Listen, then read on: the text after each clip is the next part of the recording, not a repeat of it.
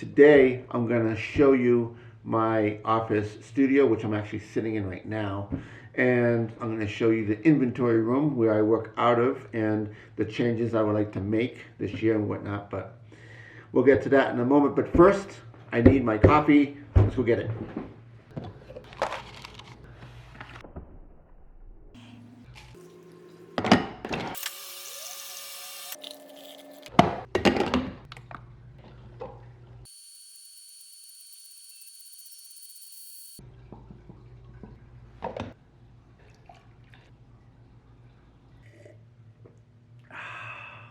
Now I'm ready.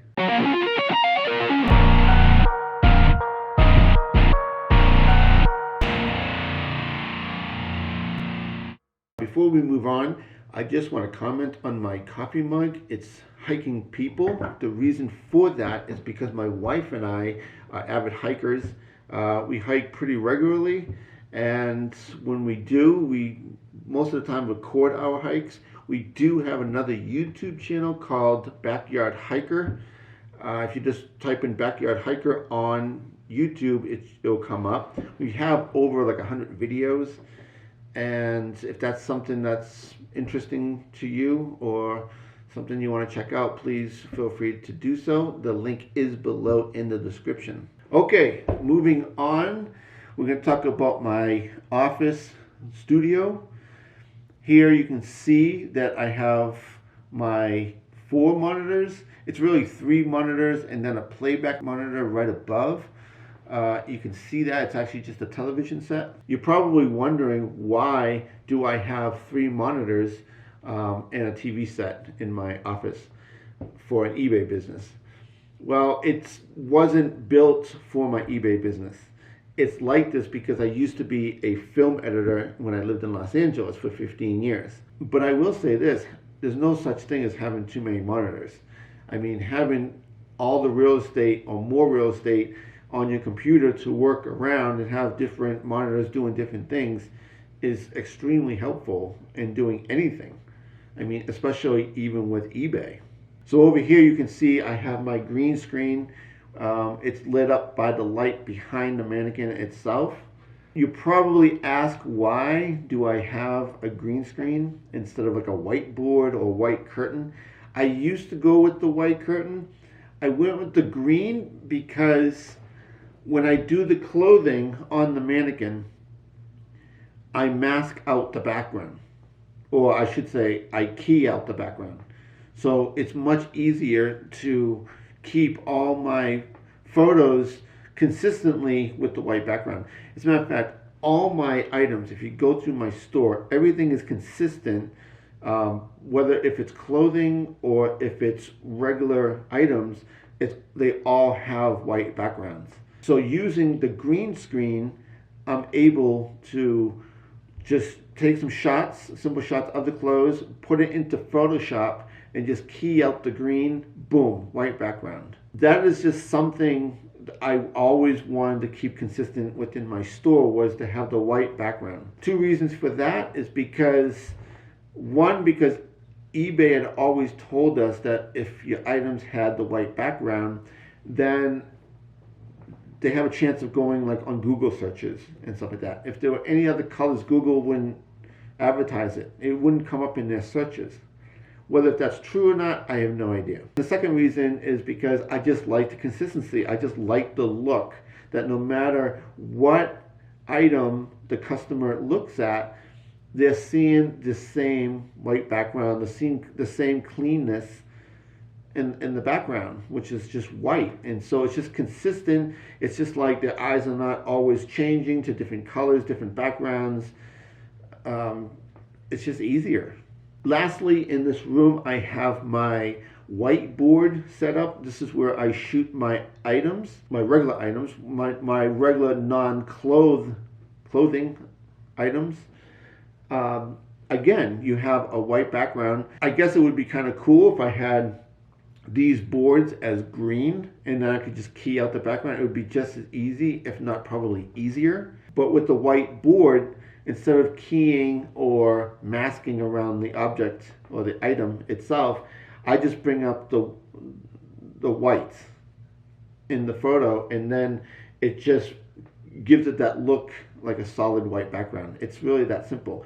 I will show you how I do both ways in the next videos ahead. I'll show you how I do it with the green screen on Photoshop, and I'll show you how I just do it with the whiteboard. It's really easy both ways, especially if you do it as often as I do. Since this is my eBay business, I'm working on it every day practically.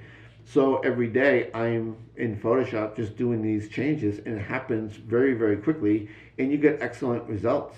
I do have 2 or 3 lights in this room to light up the items that I'm shooting.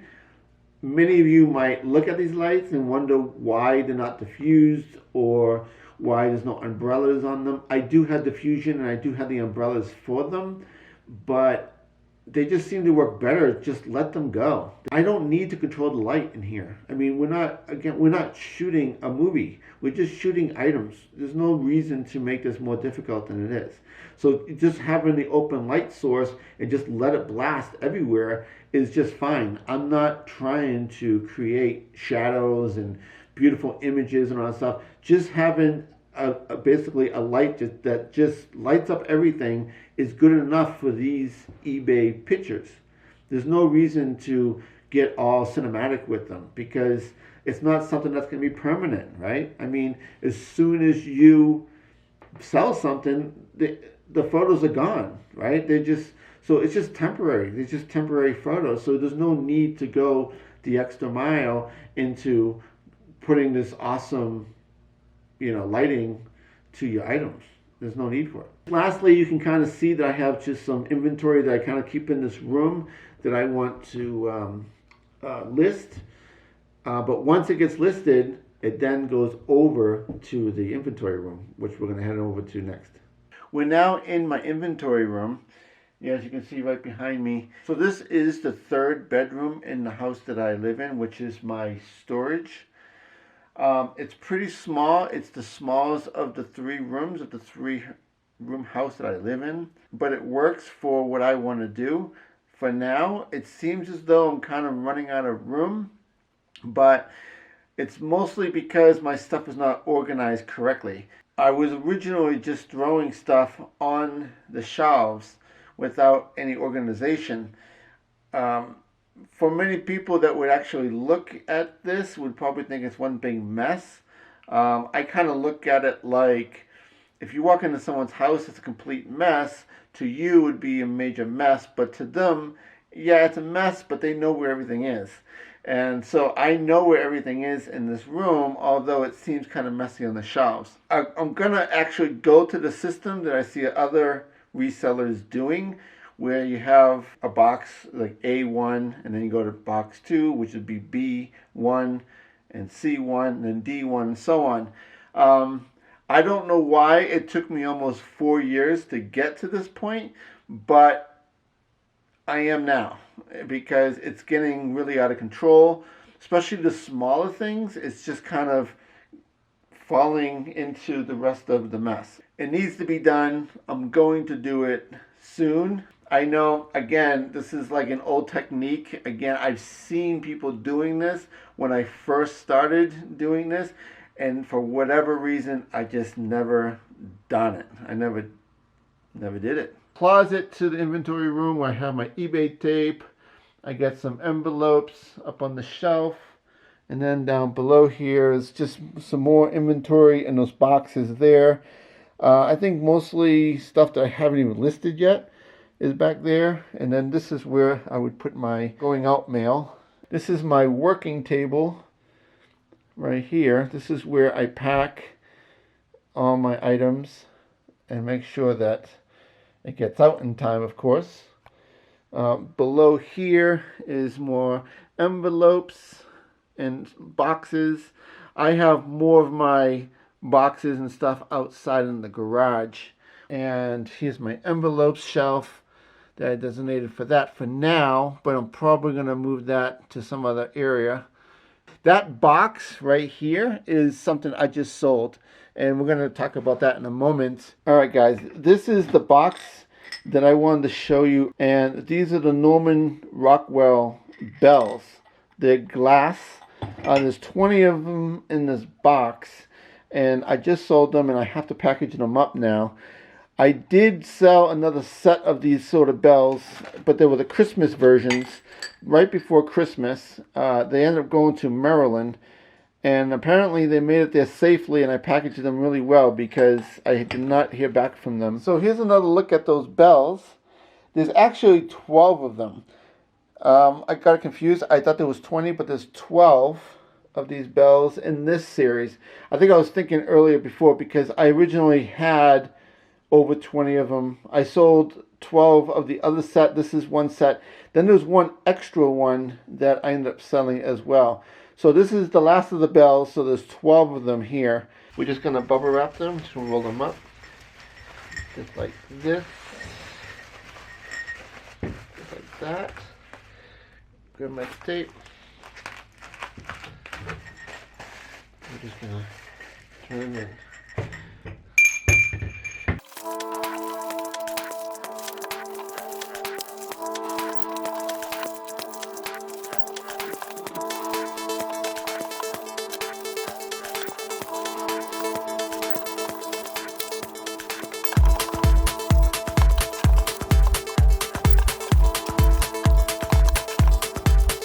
Okay, so that's the last bell. We got 12 bells that are bubble wrapped.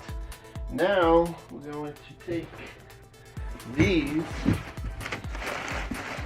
little guys that actually go right inside there. Little pieces of paper goes right inside the bells, just like this. You can see here. Move that out of the way. We got this. Just gonna stuff them in here.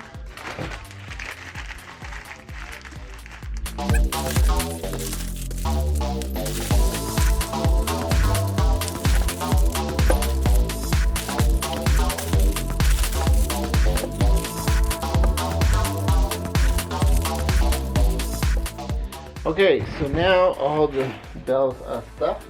So now I have my box, and what I'm going to do is I'm going to put this piece of styrofoam, it kind of broke, put it there on the bottom, and then we can kind of start laying in our bells. I'm going to put the bells in, not next to each other, but the stems going to the glass. Oh, this guy can come up. And then to the sides. Just do it opposite sides, so the glass is not necessarily touching side to side. Also here, let's put that first layer in. So I'm going to put a strip of bubble across so it protects the next layer. And just repeat the process. And like this. Hopefully they all fit in here. Like this. This one go about here, and this should be the last one, which is about right there. That seems to be in there pretty good. No glass is really banging up on each other. And then we're going to put another layer on top of the bubble to protect the top. And what I may actually do is put another styrofoam piece on top, just like this. So I'm just going to break this off. Whoop, move you guys. And put it right on top just like that. And this should hold everything together. And it's ready to be sealed up. Don't know if I have enough tape on this one to do it. Gonna hold it. There you go. There we have it. More pieces of tape over here. Take off the side sticker from the last time. Do this. Turn it.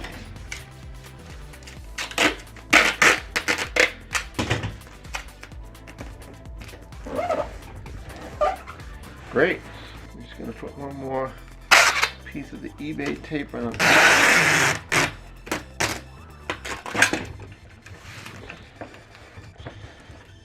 There you go. Done deal. Don't throw. Don't throw. That was actually already on the box, which is great because we obviously don't want this box to be thrown around. And we'll put the other packaging slip right on this side, or we can probably maybe try to take this off.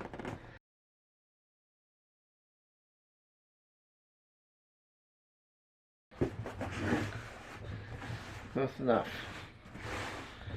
There you go.